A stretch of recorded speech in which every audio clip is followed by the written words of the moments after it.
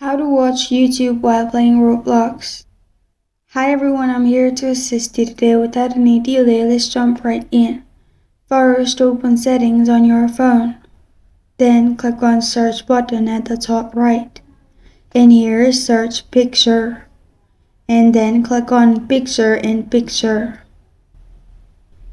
Click on picture in picture again. Then scroll down till you find YouTube and click on YouTube. After that, make sure you turn on allow picture in picture. After that, go back and open YouTube. Click on your profile at the bottom right corner of your screen, which is you. Then click on settings at the top right corner of your screen. Click on playback. In playback, you'll find picture in picture option. Make sure you turn this on.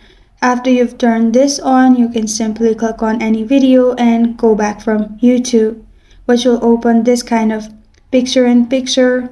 You can drag it wherever you want, and you can simply open Roblox, play the video, and play the game as well.